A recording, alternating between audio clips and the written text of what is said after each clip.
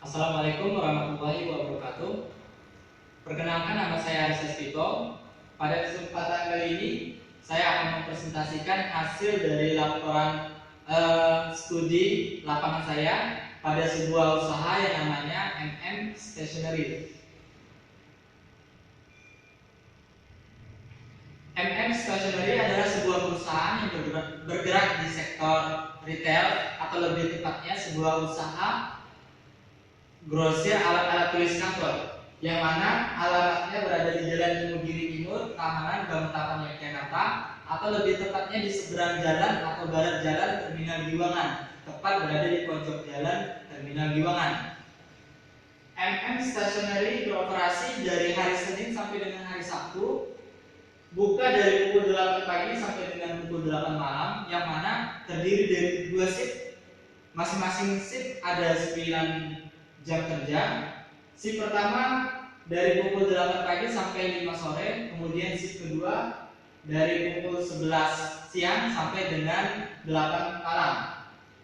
Pada saat ini MM Stationery memiliki 6 orang karyawan, di mana terdiri dari 4 orang karyawan perempuan dan 2 orang karyawan laki-laki.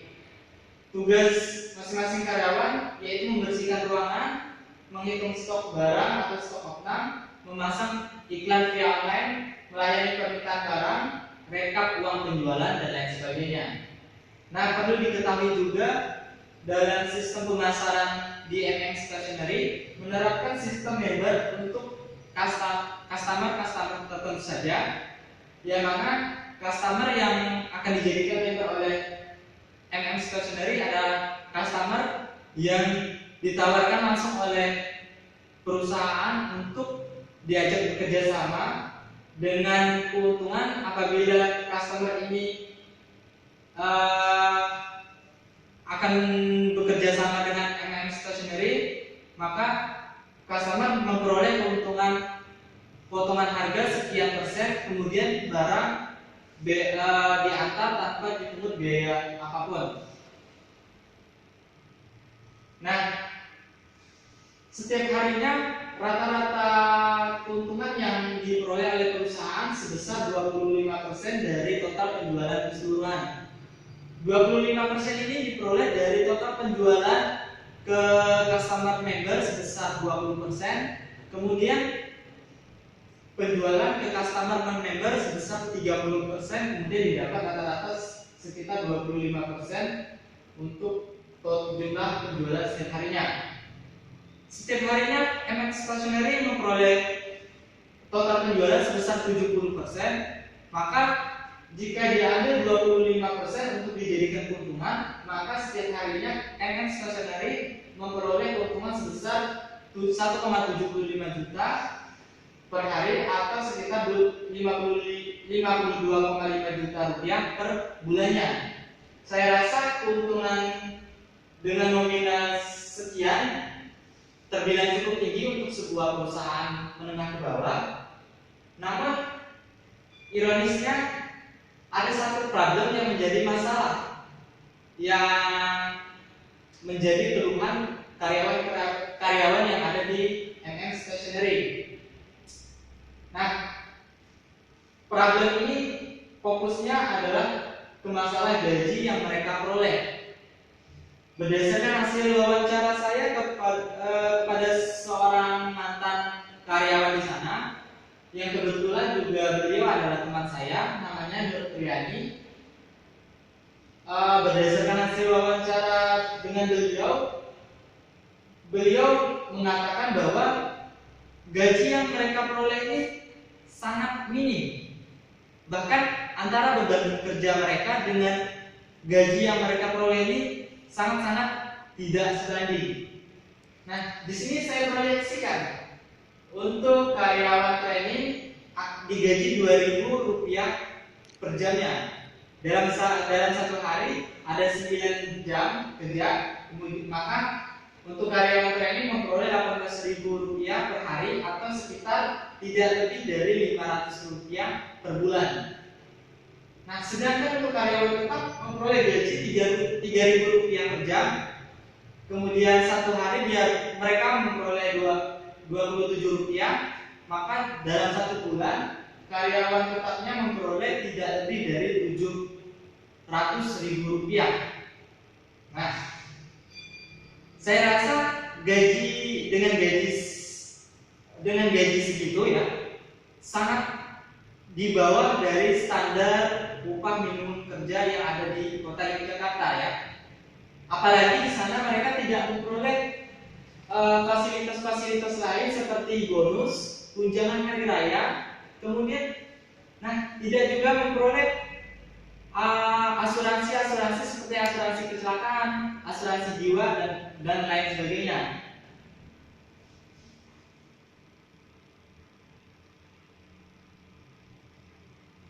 Di sini ada perhitungan laba yang diperoleh oleh perusahaan. Untuk keuntungan per bulan 52,5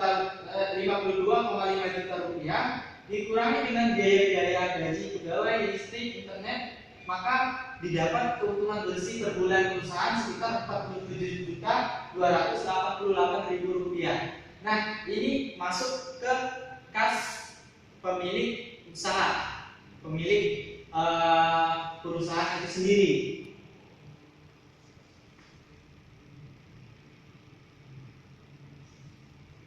Nah, saya ulangi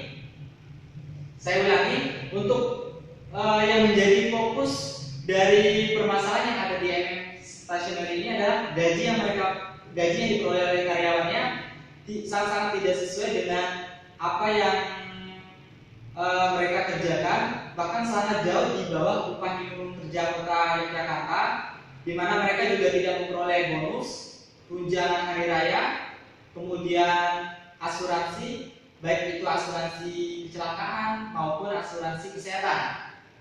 Nah, dari permasalahan tersebut saya memberikan beberapa solusi. Solusi yang pertama yaitu karyawan di sana seharusnya mempelajari dan mencari tahu tentang hak-hak yang mereka peroleh. Kemudian kewajiban-kewajiban yang seharusnya diberikan oleh perusahaan kepada setiap karyawannya. Dan berapa sih standar gaji yang seharusnya diperoleh oleh mereka?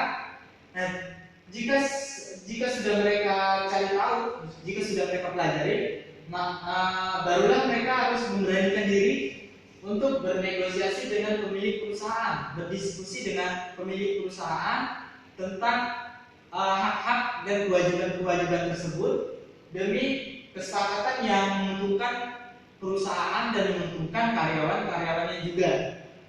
Saya rasa untuk karyawan yang ada di sana memiliki kekuatan. Mengapa saya bilang begitu? Karena untuk sebuah usaha yang terbilang tidak terlalu besar, namun jumlah permintaan yang cukup tinggi dengan karyawan yang minim yaitu 6 orang. Jika dua orang saja keluar secara bersamaan, maka itu sangat berpengaruh terhadap operasional sekaligus penjualan perusahaan.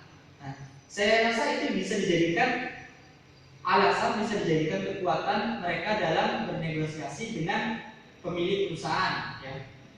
Nah, jika masih tidak mencapai kesepakatan yang diharapkan, satu-satunya yang saya sarankan yaitu resign atau keluar dari usaha tersebut, gitu.